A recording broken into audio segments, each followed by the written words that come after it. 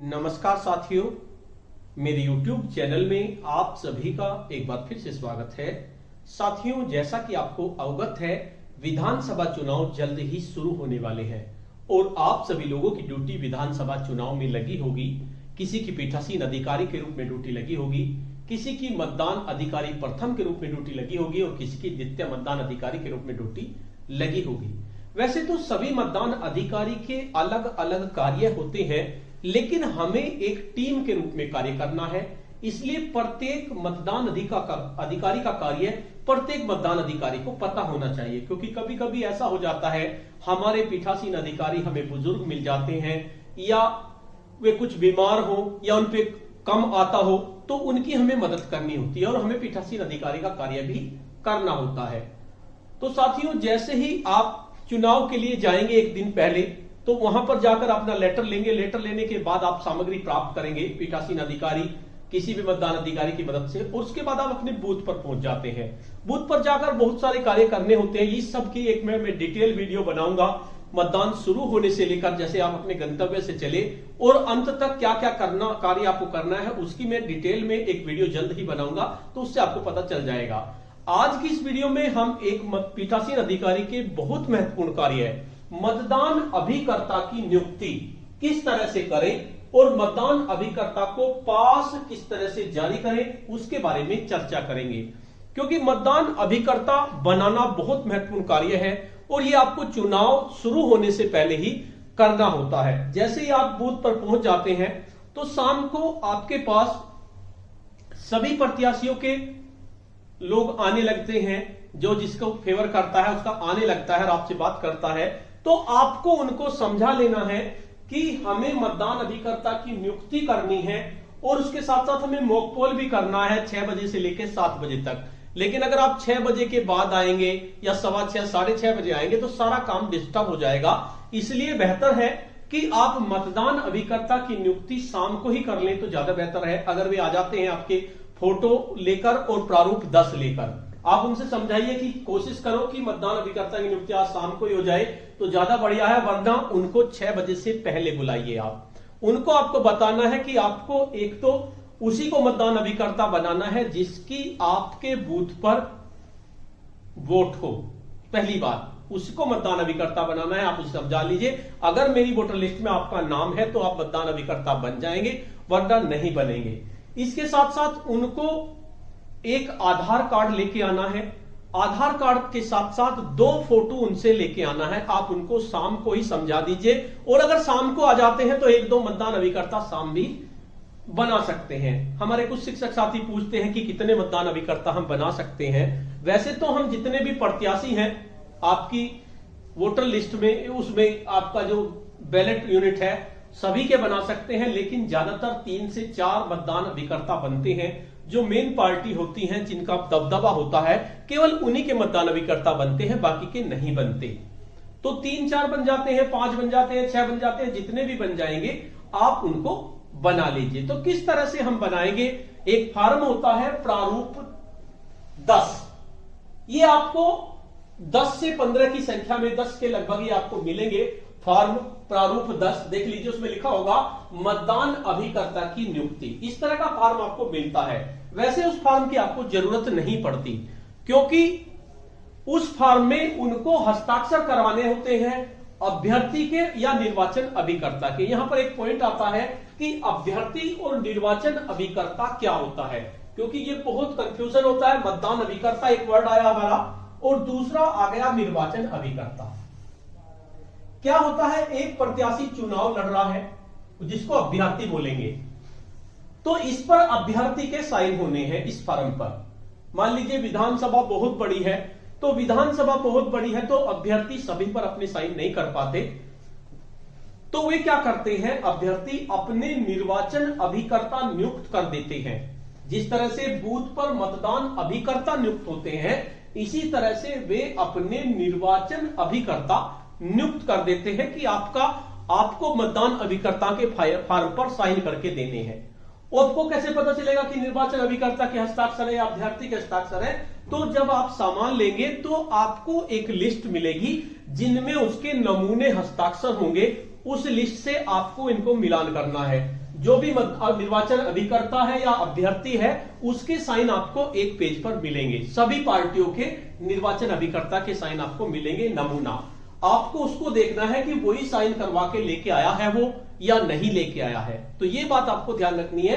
तो ज्यादातर अभ्यर्थी के साइन तो बहुत कम होते हैं क्योंकि बहुत बड़ी विधानसभा होती है और प्रत्याशी एक होता है, तो प्रत्येक गांव के प्रत्येक बूथ पर वो साइन नहीं करता, तो वो अपना निर्वाचन अभिकर्ता नियुक्त कर देता है। 3 से 4, 5, 6 जितने भी निर्वाचन अभिकर्ता होते हैं, आपको उसी निर्वाचन अभिकर्ता के साइन का प्रारूप मिलेगा जो वो फार्म आपको देखना है। तो यहां पर इस फार्म को ज्यादातर लोग अपने आप लेकर आते हैं, आपको उन्हें फार्म देने की जरूरत नहीं पड़ती।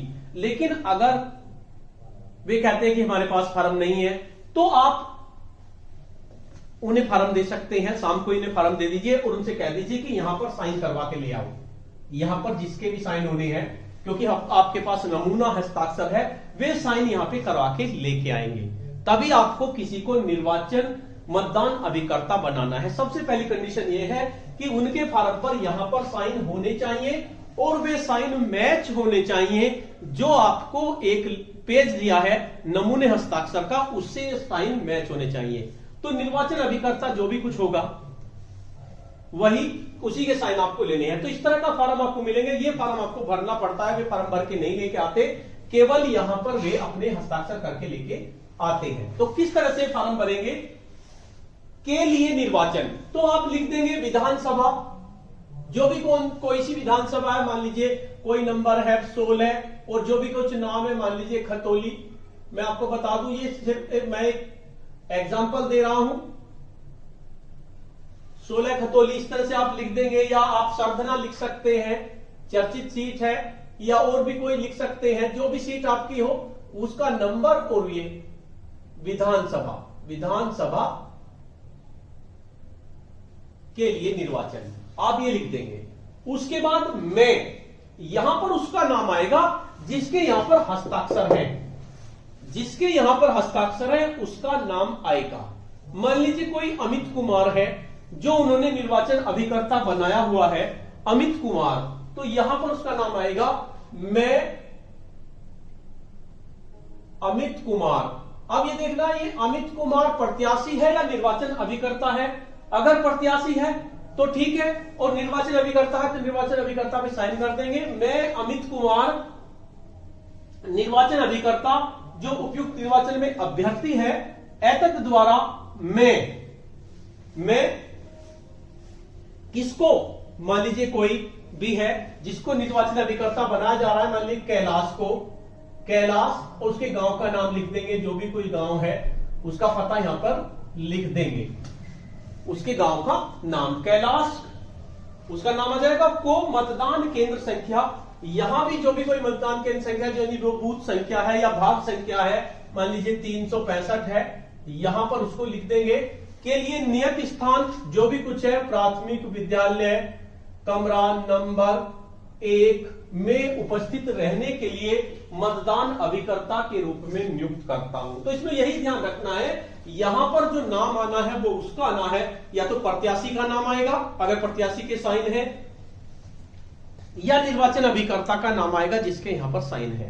प्रत्याशी या निर्वाचन अभिकर्ता, यानी निर्वाचन अभिकर्ता प्रत्याशी का एक तरह से प्रतिनिधित्व करता है, उसके साइन होंगे। तो यहां पे लिख देंगे का अभ्यर्थी या निर्वाचन अभिकर्ता जो उपयुक्त निर्वाचन में अभ्यर्थी है, यहां पे उसका नाम लिखेंगे जिसका वो बनना चाहता है।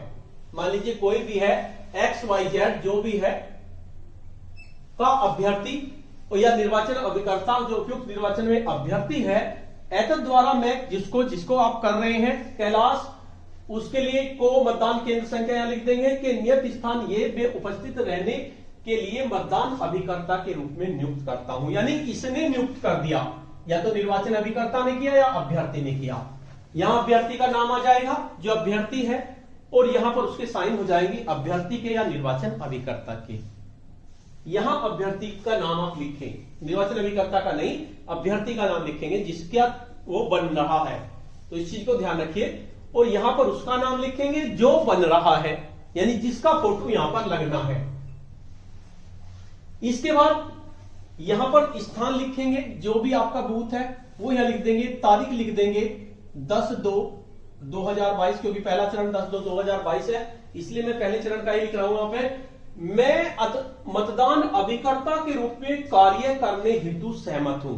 अब ये सहमति उसकी है जो अभिकर्ता बन रहा है। यहां पर अभिकर्ता यानी जो कैलाश था, कैलाश के नाम हमने यहां पे लिख दिया। यहां पर निर्वाचन अभिकर्ता की साइन हो गई, यहां पर कैलाश हो गया, और उसके बाद यहां पर स्थान लिखेंगे जो भी कुछ है, और यहां पर भी तारीख लिखेंगे 10/2/2022।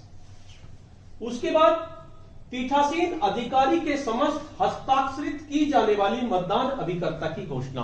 फिर मतदान अभिकर्ता जो बना है वो अपनी घोषणा करेगा कि मैं एतद द्वारा घोषणा करता हूं या करती हूं। अगर करता है तो ये करती को काट देंगे, ये करता है कि उपर्युक्त निर्वाचन में मैं लोक प्रतिनिधि अधिनियम 1951 की धारा 12 के द्वारा निषिद्ध कोई बात नहीं करूंगा जिसे मैंने पढ़ा है या मुझे पढ़कर सुनाया गया। पढ़ा लिखा है तो उसने पढ़ा है, नहीं तो उसे पढ़कर सुनाया गया। और मतदान अभिकर्ता यानी कैलाश जो है हमारा, उसके साइन भी हम यहां पे करा लेंगे। यहां पर कैलाश का फोटो आ जाएगा, कैलाश का फोटो यहां पर आ गया। यहां मेरे समक्ष हस्ताक्षरित हुए, यानी पीठासीन अधिकारी, मान लीजिए यहां पर पीठासीन अधिकारी के हस्ताक्षर हो गए, मेरे सामने हस्ताक्षर हुए, तारीख लिख दी, यहां पर तारीख लिख देंगे 10/2/2022। यहां भी तारीख हो जाएगी 10/2/2022। शायद इसमें एक स्थान है, ये स्थान लिख देंगे यहां पे। तो इस तरह से आपको मतदान अभिकर्ता की नियुक्ति करनी है। इसमें सिर्फ यही ध्यान देना है, यहां पर अभ्यर्थी का नाम लिखेंगे और यहां पर जो बन रहा है उसका नाम लिखेंगे, या स्थान लिख देंगे, केंद्र संख्या लिख देंगे, तो इसमें कोई बड़ी बात नहीं है। इतना करने के बाद आप उसका फोटो यहां पे लेंगे तो ये उसका नियुक्ति पत्र हो गया। इसी तरह से बहुत सारे आपके सामने आएंगे, तो सभी के नियुक्ति पत्र आपको इस तरह से बनाने हैं। और सारे नियुक्ति पत्र आपको एक लिफाफा मिलेगा, उसमें उस लिफाफे के ऊपर होगा संबंधित और असंबंधित लिफाफे के बारे में मैंने आपको बताया था। और उन लिफाफे में एक लिफाफा है आपका मतदान अभिकर्ता की नियुक्ति। तो जब आप इन्हें बना ले, बनाने के बाद आप सबको उस लिफाफे में इनको रखना है जिसपे सबका फोटो लगा हो, क्योंकि आपको 2 फोटो मंगाने हैं। 2 फोटो मंगाने हैं, एक फोटो इस पे लग जाएगा। इस तरह से आप 3, 4, 5, 6 जितने भी आपके मतदान अभिकर्ता बनते हो उनको आप बना लीजिए। जब आपने मतदान अभिकर्ता बना लिए, उसके बाद ध्यान रहे जिसको भी आप बनाते जा रहे हैं तो मतदान अभिकर्ता के कई जगह साइन होते हैं, उस चीज का आप विशेष ध्यान रखें। जो स्पेशल टैग होता है उसके पीछे साइन होते हैं, जो आपकी सील होती है उस पर भी साइन होते हैं, तो आप साथ के साथ उन पे साइन करा लें। उसकी घोषणा होती है, घोषणा पर भी उनके साइन करा लें। अगर वे तीनों पे कर रहे हैं, प्रथम मतदान के बाद वाले की बाद में भी नहीं करते हुए, तो उनके हस्ताक्षर जहां जहां उनके होने हैं आप उनके हस्ताक्षर जरूर करा लें, क्योंकि बाद में वे उपलब्ध नहीं होते। तो इस तरह से आपको एक मतदान अभिकर्ता का ये कर लेना है, इसका नियुक्ति कर लेना है। उसके बाद बात आती है नियुक्ति करने के बाद क्या करना है। नियुक्ति करने के बाद देखिए स्क्रीन पर आपको एक मतदान अभिकर्ता का पास चमकेगा। इस पास में लिखा है जनरल इलेक्शन 2022-21, जो भी कुछ लिखा होगा वो तो उसमें इलेक्शन होगा। इस तरह से पास आपको मिलेंगे, ये पास उनको देना है। एक फोटो इस पर उसका चिपका देना है। फोटो चिपका देने के बाद उसका फोटो चिपका देंगे, उसे आप अपने आप ही भर के दे दीजिए। तो उसमें उसका नाम होगा, उसका पोलिंग स्टेशन नंबर होगा, नाम होगा, नेम ऑफ कैंडिडेट्स होगा, नेम ऑफ पोलिंग एजेंट होगा। कैंडिडेट्स किसका कैंडिडेट्स है, यानी कि किसका एजेंट है उसके कैंडिडेट्स का नाम भी होगा, पोलिंग एजेंट भी होगा। और एक रिलीवर भी बनाया जाता है, इनका रिलीवर भी बनाया जाता है, उसको भी इसी तरह का पास दिया जाता है। क्योंकि कभी कभी ये बाथरूम करने चले जाते हैं या पानी पीने चले जाते हैं, तो उनके स्थान पर वो रिलीवर खड़ा हो जाता है, उसका केवल इतना ही काम होता है। तो उसको भी एक पास आपको जारी करना होगा रिलीवर को। तो यहां पर उसके रिलीवर का भी नाम लिख देंगे और signature of the presiding officer, presiding officer इस पर साइन कर देंगे और उसे पिन दे देंगे, आल पिन, कि इसको आपको अपने यहां पे लगा के रखना है। इतने आप बूथ पर रहेंगे तो इनको पोलिंग एजेंट आपके कमरे के अंदर नहीं बैठेंगे, बाहर बैठेंगे, जहां पर प्रथम मतदान अधिकारी होता है उसी के पास खिड़की होगी, वहां पर उनको बिठा देंगे जिससे कि वे नाम ध्यान से सुनते रहें। और बिठाने का भी एक विशेष क्रम होता है, जिस तरह से बैलेट में आपके क्रम होते हैं उसी क्रम से आप उन्हें बिठा दीजिए। वैसे वे ऐसे बैठते नहीं है, लेकिन आपको रूम से बाहर ही उनको बिठाना है और उनका काम है। तो इस तरह से आपको दो काम करने हैं, मतदान अभिकर्ता का नियुक्ति करना है तो नियुक्ति करके इस तरह का फॉर्म उनसे भरवा लेना है। बस इसमें ध्यान रखना है कि वे यहां पर साइन करा के लेके आए। ये फॉर्म वे अपने आप ही लेके आते हैं ज्यादातर, अगर नहीं लेके आए तो आप इस तरह का फॉर्म उन्हें दे दीजिए, वे मतदान निर्वाचन अभिकर्ता के साइन उस पर करवा के लेके आ जाएंगे। तो निर्वाचन अभिकर्ता के साइन यहां होंगे, यहां पर जिसका एजेंट है वो जिस प्रत्याशी का वहां नाम लिख देंगे और यहां उसका नाम लिख देंगे। तो इस तरह से कर देंगे। उसका entry pass of polling agent का एंट्री पास आप बना देंगे। तो इस तरह से आप ये काम आपको करना है। तो मुझे उम्मीद है कि आपने ये ध्यान से समझ लिया होगा। मैंने कोशिश की है कि सबको आपको सही से समझा दूं। हो सकता है अगर कोई गलती हुई हो तो उसके लिए आप वीडियो के कमेंट बॉक्स में जरूर लिखें कि क्या कमी रह गई है। लेकिन मेरी कोशिश रहती है कि आपको मतदान होने से पहले सभी वीडियो उपलब्ध करा सकूं। मैंने लगभग सभी वीडियो आपको उपलब्ध करा दी है। अब मैं एक बार ब्लैक बोर्ड से प्रथम मतदान अधिकारी के क्या कार्य होते हैं, द्वितीय मतदान अधिकारी के क्या कार्य होते हैं, पीठासीन के क्या कार्य होते हैं, और इसके साथ साथ पूरी प्रक्रिया की एक वीडियो बनाऊंगा कि शुरू से लेकर आखिर तक आपको क्या क्या कार्य करने हैं, जिससे कि आपको कोई प्रॉब्लम ना आए।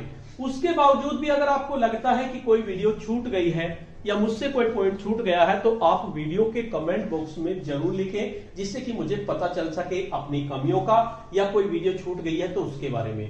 तो साथियों, आज की वीडियो में इतना ही। आपको यह वीडियो कैसी लगी? अगर आपको ये वीडियो अच्छी लगी तो इस वीडियो को लाइक करें, शेयर करें और वीडियो पे कमेंट्स करें। और अगर आप मेरे चैनल पे नए हैं, पहली बार मेरे चैनल को देख रहे हैं, तो चैनल को सब्सक्राइब कर लें और बेल के आइकन को प्रेस कर दें, जिससे कि आपको नेक्स्ट वीडियो का नोटिफिकेशन मिल सके। धन्यवाद।